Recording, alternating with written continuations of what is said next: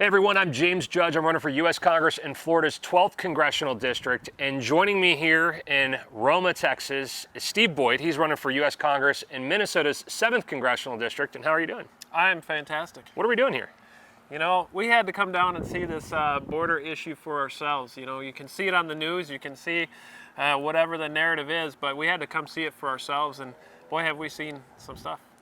It has been wild. So we got in yesterday. We went to Eagle Pass first to see what's going on there. As you have probably heard, that was where the Texas National Guard had set up razor wire, Constantine wire. They deployed it across the border because Border Patrol was not stopping immigrants from coming into the country. And what I think has been most surprising to me is that even if they do stop them, they just bring them in, they process them, and then let them go again. Still have to turn them over to the Border Patrol, and they'll get released right in. That has been probably one of the biggest shocks, is that it's not like anybody who shows up can actually come in, unless you're a criminal alien. But if you are from Nicaragua and their criminal database doesn't line up with ours, and they don't know that you've been arrested, you can come right in. It doesn't really matter. You can have the tattoos on your face. You can, whatever works for you, you could do it and come on into this country. And they'll give you papers. Did you remember the whole process of how it works? Yeah, they're checking in. They have the app that they can all check into, fill out the information, check in with the Border Patrol, get their papers. You know, they're getting court dates anywhere from, what is it? The guy we talked to this morning, the Haitian immigrant this morning, was about 18 months, but we've heard as far out as 2031. So then they just release them in and say, we'll see you in a few years. So we actually had talked to the Border Patrol and local law enforcement in many of these areas. We started in Eagle Pass. We went through Laredo, Texas. We actually saw, and we'll play some of the footage now of that, but the footage that you're looking at now is of Border Patrol was pursuing a vehicle that had 9 illegal immigrants in it. The person who was driving the vehicle was a 16-year-old. He had no idea what he was doing. He didn't have a driver's license. He lost control of the vehicle. People weren't wearing their seatbelts. They flew out of the back windows of it. One person died in the process. They expect another one may die as well. Just a real tragedy, but it's because of this administration's policies. It's not even, this isn't even I don't want to say it's political, it's literally just policy driven. They came in and they said, we're going to end Title 42. We're no longer going to enforce the law. People that show up at this country, no matter how they come, if they come at a port of entry, if they come across in a land crossing, if they come across on a raft, wherever they come across from, they can just stay. And we'll deal with them, we'll check them out in a couple of years, we'll get back to them and see what's up. Well, and the concerning part about that too is one thing that was confirmed for us in talking to people involved directly here is a lot of these are military, fighting age men. What did they say? Anywhere from 60 to 70% of what they're seeing. One of them said 75%, the supervisory exactly. agent. And they're talking, they're coming from China. There's quite a few Chinese in this area that came through, El Salvador, Guatemala, Middle East, all sorts of Venezuela, Middle East, yeah, really from everywhere. And we interviewed a few Haitians today that came in. They're going to move to my home state. Florida. So they come in and they cross. I mean, a place like this right here, where we'll show you some additional video down here when we go down by the river. But we're in Roma, Texas, and it is. I mean, I could swim that in a minute and a half, and I'm not even in the shape I was when I was a Coast Guard rescue swimmer back in the day. But it's not that far across. Quick swim, and then they're not even swimming. They're actually walking across on the sandbar, and they'll have rafts. We were told by Border Patrol that apparently the raft business is really good on the other side. Yes. very, very good.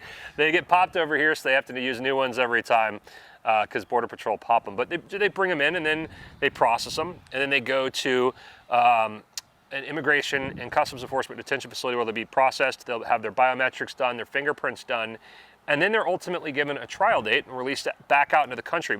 But in that process, then they go to another place like we found, and the name of it it was down by McAllen, Texas. Mm-hmm. It was a park that we visited, and we'll put that video up. But this park, what did you think about it?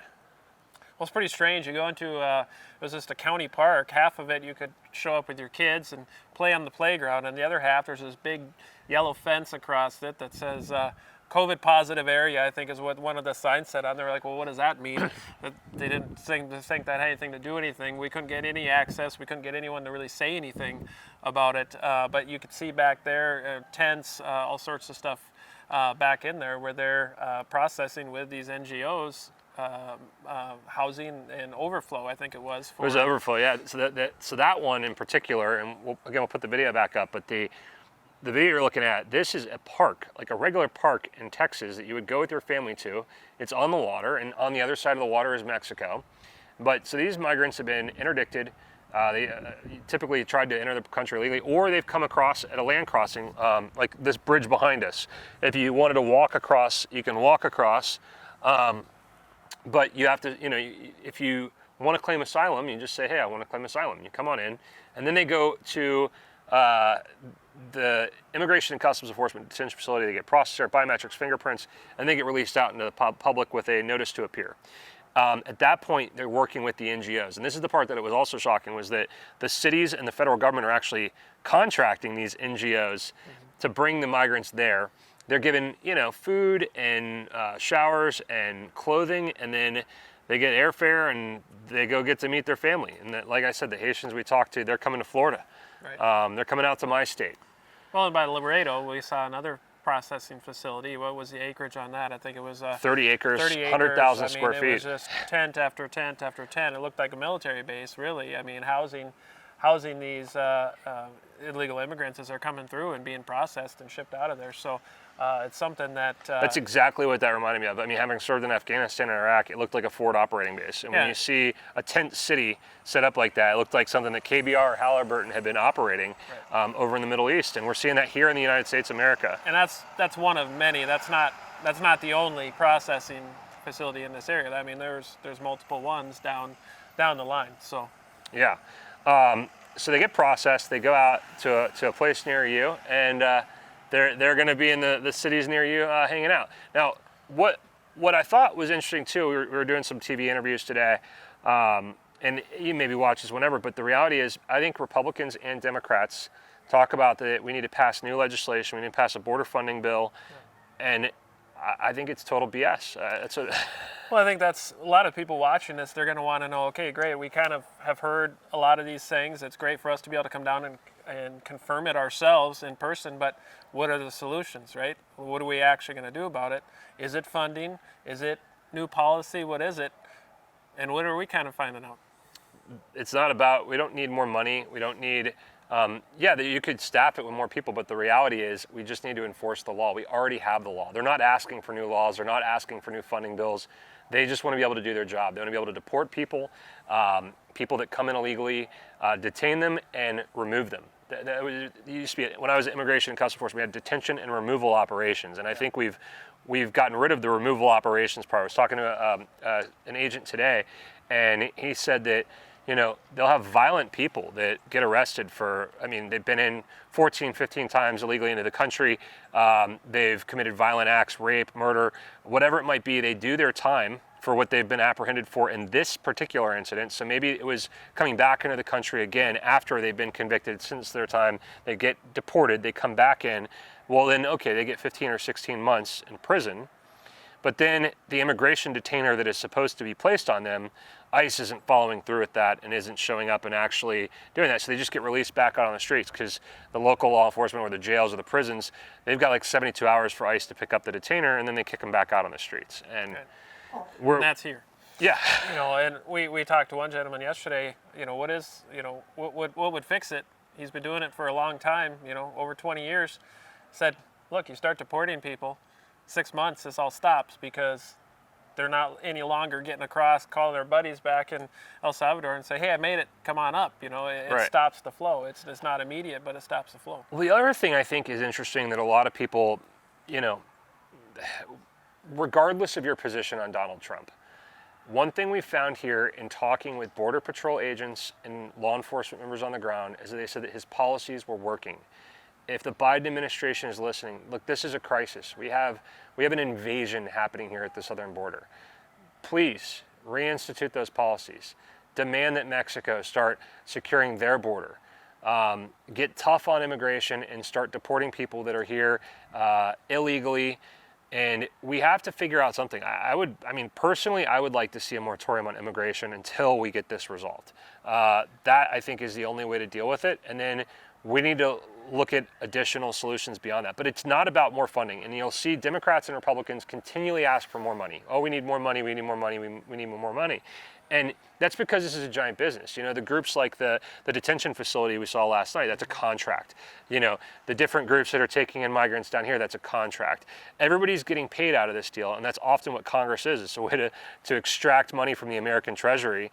And I think it's wrong. Like, we should, and this is my take, I don't know if you agree on this or not, I think that if the executive branch of the United States government is refusing to do its job, if that's the U.S. attorneys or the Attorney General or the White House, if they're not going to enforce the law and actually uphold the Constitution that they swore an oath to support and defend, if they're not going to do that, I say stop paying them. Congress has the power of the purse. Like, this is worth shutting it down. This is the one issue I would say at a minimum. Like, it's not an issue that we need to wait until we get a new president to fix. This is worth shutting it down, and I'm critical of the Republicans right now. They just passed another stopgap funding bill to keep the government open, and we didn't get a victory on the border. Well, the bottom line is there's a very small handful of Republicans that are willing to shut the government down to fix this problem. The rest of them are using our border security as a negotiating tool for more Ukraine funding, for more Israel funding, for Taiwan funding, whatever extra funding they're trying to package all into one, as they like to do, package everything together that might not be savory to pass something. And that, in fact, infuriates me because the federal government does so many things they shouldn't do. One of the things they are supposed to do constitutionally is secure our border. And it's not a negotiating tool. It's a basic function that you're violating their oath when not doing this. And we have to take a stand and just say, no more money for anything else until you take care of this, because this is vital right now. It is an invasion. It impacts so many things too. When you have poor border security, you have people coming across bringing narcotics, fentanyl. You have, one of the gentlemen last night said, these people are going to Chicago, they're going to Minneapolis, they're going to New York, they're going all over the country. Well, what is that? You're bringing in a lot of folks, and in some cases, former prisoners. They were talking about a lot of the prisons have been released down south, El Salvador, some of these places, and they're clearing them out, and they come here. Well, you've just created a huge recruiting mechanism for organized crime throughout the country. So these cartels that are operating with impunity down here are now able to go and have a network of criminals throughout the whole country where they are able to move these narcotics that are killing people, these drugs that have created such a hard problem throughout our entire country. Well, if you even want to come at it from a humanitarian and compassionate side, how many people are being trafficked? Kids, women, even men are being trafficked in this. And just for that sake, how are we allowing this to continue to happen? If you've seen the movie Sound of Freedom, all these other things that we know are happening, and this is a huge source of what started that, and we're still not willing to act. That makes you really start to question the intentions of our politicians of what they're doing. Well, for the politicians, and I think this is just the way it is. I don't think Democrats or Republicans, most of them really even care to fix it. Why fix a problem if it gets you elected? If something you can run on. Right, they can run on it, they can fundraise on it, and that's the real tragedy. And people in the process, like we saw last night, people die. They did die last night, and they will continue to. People will die. Every single day you're going to see more people put in harm's way by these coyotes that are doing the smuggling, the cartels that are pushing the drugs. You're going to see overdoses. You're going to see, it's a criminal enterprise throughout the entire world. And it also, which a lot of people don't understand, but human trafficking, whether it's sexual exploitation of minors, if it's drugs, it goes to fund additional criminal enterprises. It goes to fund terrorism. It goes to fund all these different things that we're opposed to. And we have to stand up against that. Most Americans have no idea how bad the problem is down here. And you hit the nail on the head. It is an absolute invasion, and we've got to do something about it. Yeah, what is the right thing to do? What is the good thing to do? The good thing to do is secure this border, and you're going to save a lot of lives in that process. You're going to, whether it's drugs, whether it's trafficking, all those different things.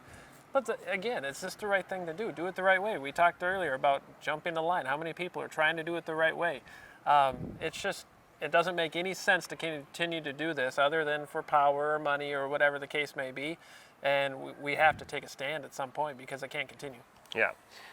One other thing, and I don't know as much about your opponent as I know about my opponent, but my opponent, and this is a positive. Look, if you're considering running for office out there, I would say we're already winning. I'm winning in my battle because I've pushed the guy I'm running against to vote more conservative. Now, it's not enough. We need 100 more people like us to run against these people, but he voted against the stopgap funding, which he has never done. He's always wanted to always vote for the continuing resolution. He wants to keep the government open, and all of a sudden he's starting to shift his policies. He sat in a meeting the other night and said, well, this is worth shutting down, and it's like, okay, that's my talking point, but at the same time, that's reality. I feel this way about it. So if you do want to learn more about my campaign or Steve's campaign, you can visit our websites. We'll put it up on the screen, but I'm judgeforcongress.com, you're boydforhouse.com, right? What else? I know we need to wrap this up, but what else would you say is like the wildest thing that you've seen? What was the biggest surprise here? I was surprised by more the cooperation between the National Guard and the Border Patrol. It sounded like they were at odds, but when you talk to the Border Patrol, they're thankful that the National Guard is helping out. Right. That was interesting. But there is plenty of people along here watching things. They're just not able to do their jobs. Right. It's not like, okay, well, we haven't seen a Border Patrol truck for 20 miles. No, I mean, for stretches, they were every, mile, 2 miles in the middle of the night out there, watching things. But it's just a complete failure of any type of policy that secures the border. I mean, it's a willful invasion from our own government. And a dereliction of duty from the government, yeah. I having served in Iraq and Afghanistan and being all over the world, I was just in Ukraine last year helping out with some rescues, and I'm sorry, 2022. It feels like last year. I was been in Poland, Ukraine, the Netherlands, France, Spain, all over the place, and you have to go through borders. You've got to go through security checkpoints. If you tried to go around that security checkpoint, you would either get shot at, they would take it very seriously. And it's amazing that we have a border that, there's nothing that prevents somebody from swimming across that. And they're going to do it tonight. They said usually during shift change, they'll do it here. And it'll happen again tomorrow, and the next day after that. And they're going to come to your cities. And unfortunately, Tucker Carlson put it this way the other day. I was listening to him, and he said, a lot of these people, look, they're ambitious, they're bright, they're the best, they're the brightest that want to come out of these countries and flee where they're coming from. But it's also wrong to those countries for their best and brightest to be leaving there and coming here, and we take them in and say, okay, yeah, no, they need to be staying there and fixing the problems in their own countries. Mm-hmm. I want to be caring and compassionate about this because we are just talking about human beings here, but there's also tons of Americans that are suffering as a result of these terrible policies. And if we're going to be a nation of laws, we have to enforce those laws. And you cannot come into this country illegally. So if I get elected, I'm going to fight like hell to make sure that we secure this border. Not just this border, the border around Florida. We deal with migrant interdiction there that is hardly talked about. Cuban interdictions and Haitian interdictions and Dominican interdictions, and it's constant. And I understand people want to come here, but they have to do it the legal way, and we need to figure out how to help, which I think we've already figured that out. It's just give them the tools to enforce. They don't have to give them the tools. They want to just do their job. That's it. Remove the policies. Remove the bad policies of this administration. Anything you want to add before we wrap this up? No, I think that kind of sums it up. It's just government. The federal government, it has to follow the Constitution. It has to do the basic functions of what it's called to do. For it to actually work, right? And so, like you said, we'll fight like hell, and it's like, we'll fight like hell to make it do what it's supposed to do and stop doing all the things that it's not supposed to do. It's completely flipped on its head in so many ways. There's no quick fixes. People are looking for quick fixes. There's some quicker fixes down here that could be taken, take action pretty quick, but in the general sense of things. But people have to understand the principles behind it and just stand up to it and be willing to say no more. Well, and I'll leave on this. We've been talking about how a lot of Republicans and Democrats are saying they want more money to secure this border. And we've learned that that's not what we need. The truth that is, too, though, is that we're also not addressing, they're all directly tied to one another. We spend more money, we're going to add to our deficit. We've got $33 trillion in debt. $210 plus trillion that goes up every day of unfunded liabilities. We significantly taken less than we actually need to run this country. And yet, what do politicians say they need to do? Oh, we need more money. No, we need to stop paying people that are not doing their job. Well, right now, if you give more money to how things are being done now, you're just funding more people coming across and more options and more NGOs or whatever the case may be. More funding for how it's done now is not going to help anything. In fact, it'd probably make it worse in the long run. It's going to have to take that policy change. Well, I hope that we can get some common sense people like you and I in office, and we'll do our best. Visit boydforhouse.com or judgeforcongress.com to learn more. Thank you so much for tuning in. God bless, and we'll be back here soon. Take care, guys.